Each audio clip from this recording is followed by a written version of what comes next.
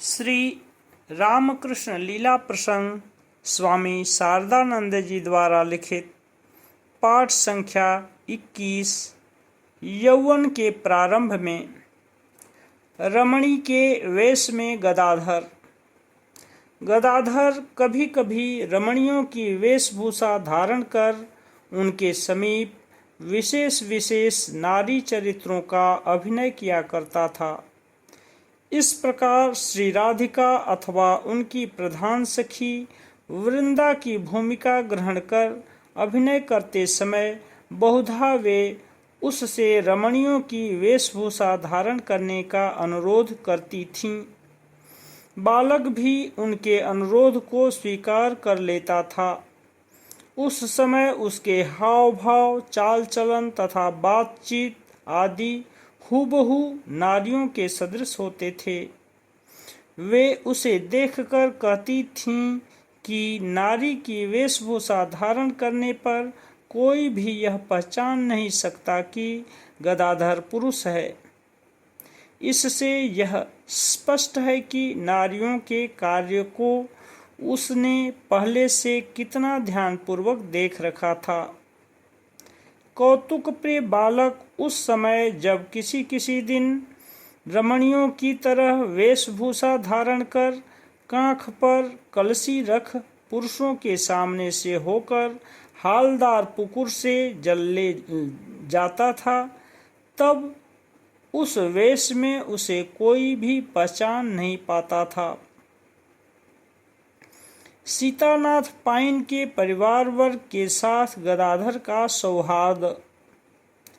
गांव के धनवान गृहस्थ सीतानाथ पाइन का हम इससे पूर्व उल्लेख कर चुके हैं। सीतानाथ जी के 8 कन्या तथा 7 पुत्र थे एवं विवाह के पश्चात भी कन्याएं सीतानाथ जी के घर पर एक परिवार भुक्त होकर रहा करती थीं। ऐसा सुना जाता है कि सीतानाथ जी के विशाल परिवार के लिए प्रतिदिन रसोई के निमित्त इतने अधिक मसाले की आवश्यकता होती थी कि 10 सिलों पर मसाला पीसा जाता था। इसके अतिरिक्त सीतानाथ जी के दूर संपर्क के आत्मीय वर्ग में से भी बहुत से लोग उनके घर के समीप घर बनवाकर निवास करते थे। इसलिए कामारपुकुर का वह अंश वणिकपल्ली के नाम से प्रसिद्ध था। वह स्थान क्षुदीराम जी के घर के समीप होने के कारण अवसर मिलने पर वणिक रमणियों में से अधिकांश चंद्रा देवी के समीप उपस्थित होती थीं। उनमें से सीतानाथ जी की धर्मपत्नी तथा कन्याएं मुख्य थीं। इसलिए गदाधर के साथ उनका विशेष सौहार्द स्थापित हुआ था। बालक को समय समय पर वे अपने घर ले जाती थीं तथा रमणी का वेश धारण कर उपरोक्त रूप से अभिनय करने के लिए उससे अनुरोध करती थीं। अभिभावकों के निषेध के कारण उनके आत्मीय वर्ग की अनेक महिलाएं उनके घर के सिवा अन्यत्र नहीं जा पाती थीं। अतः गदाधर द्वारा धर्म ग्रंथों का पाठ तथा संगीत आदि सुनना उनके भाग्य में वदा न होने के कारण ही संभवतः बालक को वे इस प्रकार अपने घर आने को आमंत्रित करती थीं। इस प्रकार जो चंद्रा देवी के घर नहीं जाती थीं, वणिकपल्ली की ऐसी अनेक महिलाएं भी गदाधर की भक्त बन चुकी थीं और सीतानाथ जी के घर पर उसके उपस्थित होने का समाचार लोगों के द्वारा मिलते ही वहां जाकर उसकी कथा सुन तथा अभिनय आदि देखकर वे आनंदानुभव किया करती थीं। घर के मालिक सीतानाथ जी का गदाधर पर विशेष स्नेह था तथा वणिकपल्ली के अन्यान्य पुरुषों को भी उसके सद्गुणों का परिचय प्राप्त हुआ था। इसलिए यह जानकर भी कि उनके घर की महिलाएं उससे संगीत तथा संकीर्तन आदि श्रवण करती हैं, वे कोई आपत्ति नहीं करते थे। वणिकपल्ली में केवल दुर्गादास पाइन नामक एक व्यक्ति की इस विषय में आपत्ति थी तथा वे स्वयं गदाधर की श्रद्धा भक्ति करने पर भी घर की कठोर पर्दा प्रथा को किसी के लिए भी शिथिल नहीं होने देते थे। कोई भी उनके अंतःपुर की बातों को जानने में समर्थ नहीं है तथा किसी ने उनके घर की स्त्रियों को कभी नहीं देखा है। यह कहकर वे सीतानाथ जी प्रमुख आत्मीय वर्ग के समीप कभी कभी अहंकार भी प्रकट करते थे। उनके आत्मीय वर्ग उनकी तरह कठोर पर्दा प्रथा के पक्षपाती नहीं थे, इसलिए वे उन्हें हेय भी समझते थे। दुर्गादास पाइन का अहंकार नाश। दुर्गादास जी किसी दिन उनके एक आत्मीय के समीप इस प्रकार अहंकार प्रकट कर रहे थे। ठीक उसी समय गदाधर वहां उपस्थित हो उस विषय को सुनकर बोला, पर्दा प्रथा के द्वारा क्या कभी स्त्रियों की सुरक्षा संभव है? अच्छी शिक्षा तथा देव भक्ति के प्रभाव से ही वे सुरक्षित रहती हैं। यदि मैं चाहूँ तो तुम्हारे घर के अंदर की स्त्रियों को देख सकता हूँ तथा सारी बातों को भी जान सकता हूँ। यह सुनकर दुर्गादास जी अत्यंत गर्व से बोले, मैं भी देखना चाहता हूँ कि कैसे तुम जान सकते हो। अच्छा, देखा जाएगा। यह कहकर गदाधर उस दिन चला आया। तदनंतर एक दिन अपराह्न के समय किसी से कुछ न कहकर बालक एक मोटी तथा मैली साड़ी एवं चांदी के गहने पहनकर जुलाहिन की तरह वेश बना काख पर एक टोकनी रखकर घूंघट से मुंह ढककर सायंकाल से कुछ ही पूर्व बाजार की ओर से दुर्गादास जी के मकान के सामने आकर उपस्थित हुआ। दुर्गादास जी उस समय अपने मित्रों के साथ घर के बाहरी हिस्से में बैठे हुए थे। रमणी वेशधारी गदाधर ने अपने को एक जुलाहिन बताया तथा सूत बेचने के निमित्त बाजार में आकर साथियों से बिछुड़ जाने के कारण अत्यंत असहाय कहकर अपना परिचय प्रदान किया और रात के लिए आश्रय की प्रार्थना की। यह सुनकर दुर्गादास जी ने उसका गांव कहाँ है इत्यादि 2-4 प्रश्न उससे किए तथा उत्तर ठीक मिल जाने पर कहा, ठीक है, भीतर जाकर स्त्रियों के समीप रहो। तब उन्हें प्रणाम कर कृतज्ञता प्रकट करता हुआ गदाधर भीतर चला गया और वहां जाकर स्त्रियों से भी उसने पहले की तरह अपना परिचय देकर उनसे नाना प्रकार की बातचीत कर उनको भी मुग्ध कर लिया। उसको अल्पायु देखकर तथा उसकी बातों से प्रसन्न हो दुर्गादास जी के अंतःपुर में रहने वाली रमणियों ने उनके वहां रहने में कोई आपत्ति नहीं की तथा उसके लिए रहने का स्थान बताकर जलपान के निमित्त उसे चबेना आदि प्रदान किया। गदाधर तब निर्धारित जगह पर बैठकर उन वस्तुओं को खाता हुआ भीतर के समस्त कक्ष एवं वहां रहने वाली प्रत्येक रमणी को ध्यान से देखने तथा उनके पारस्परिक वार्तालाप को सुनने लगा। बीच बीच में उनकी बातों में सम्मिलित हो उसने प्रश्न आदि करने में भी वह न चूका। इस प्रकार एक प्रहर रात्रि बीत गई।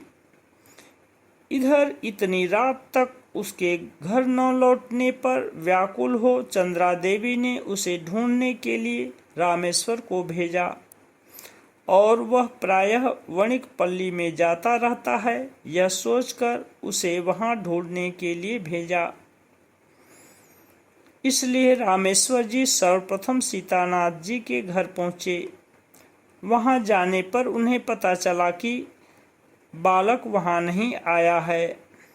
अनंतर वे दुर्गादास जी के घर के समीप उपस्थित हो उसका नाम लेकर जोर से पुकारने लगे। उनकी आवाज सुनकर तथा रात अधिक हो गई है यह सोचकर दुर्गादास जी के मकान के अंदर से ही दादा अभी आ रहा हूँ यह कहता हुआ गदाधर तत्काल ही उनके समीप आप उपस्थित हुआ। तब दुर्गादास जी सब बात समझ गए एवं उन्हें तथा उनके परिवार वर्ग को धोखा देने में बालक की सफलता को देखकर सर्वप्रथम वे कुछ लज्जित तथा रुष्ट हुए, किंतु बाद में गरीब जुलाहीन की वेशभूषा तथा व्यवहार आदि के स्वाभाविक अनुकरण में उसकी दक्षता को सोचकर वे हंसने लगे। दुर्गादास जी के आत्मीय वर्ग विशेषकर सीतानाथ जी को जब दूसरे दिन इस बात का पता चला कि गदाधर के समीप उनका अहंकार चूर्ण हुआ है तब वे आनंद मनाने लगे। तब से सीतानाथ जी के घर पर बालक के उपस्थित होने पर दुर्गादास जी के घर की महिलाएं भी उसके समीप आने लगीं। वणिक पल्ली की रमणियों की गदाधर के प्रति श्रद्धा भक्ति। सीतानाथ जी का पारिवारिक तथा वणिक पल्ली की अन्यान्य महिलाएं क्रमशः गदाधर के प्रति विशेष अनुरक्त हो गईं। बालक उनके समीप यदि कुछ दिन नहीं जाता था तो वे स्वयं उसे बुला लेती थीं। सीतानाथ जी के घर पर धर्म ग्रंथों का पाठ तथा संगीत गान आदि करते समय कभी कभी गदाधर को भावावेश हो जाता था। उसे देखकर उसके प्रति रमणियों की भक्ति विशेष रूप से वृद्धिंगत हुई। हमने सुना है कि इस प्रकार की भाव समाधि के समय बालक को श्री गौरांग या श्री कृष्ण की जीवित मूर्ति मानकर उनमें से अधिकांश रमणियों ने उसकी पूजा की थी एवं अभिनय के समय उसे सहायता मिलेगी यह समझकर उन लोगों ने उसको एक सोने की बंसी तथा स्त्री पुरुषों के चरित्राभिनय उपयोगी विविध वेश भी बनवा दिए थे। धर्म प्राण पवित्र स्वभाव गदाधर ने अपनी तीक्ष्ण बुद्धि एवं प्रेमपूर्ण सहज सरल स्वभाव द्वारा पड़ोस की रमणियों तथा उस पर जो प्रभाव विस्तार किया था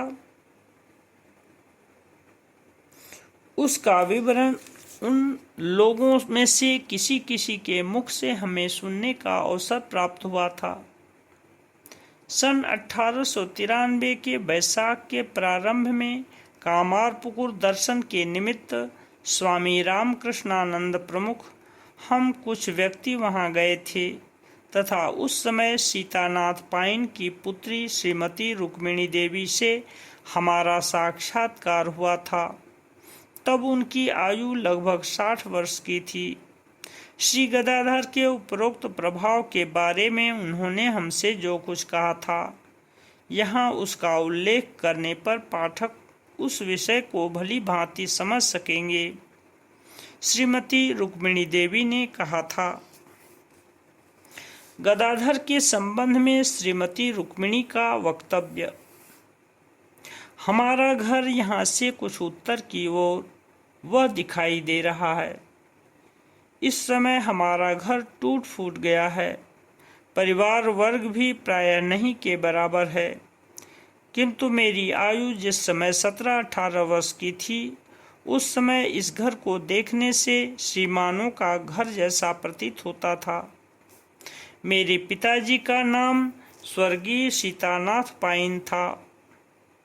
कुटुंब में चाचा ताऊ की संतानों सहित हम 17-18 भाई बहन थे और आयु में हम 2-4 वर्ष के छोटे बड़े रहने पर भी यौवन में पदार्पण कर चुके थे। गदाधर बाल्यकाल से ही हम लोगों के साथ खेलते कूदते थे, इसलिए हमारे साथ उनकी अत्यंत घनिष्ठता थी। हम लोगों के युवावस्था में प्रविष्ट होने पर भी वे हमारे घर आते रहते थे। एवं बड़े होकर भी उसी प्रकार हमारे अंतःपुर में आया जाया करते थे। मेरे पिताजी का उन पर बहुत प्रेम था। उन्हें वे अपने इष्ट देव की तरह देखते तथा उन पर श्रद्धा भक्ति रखते थे।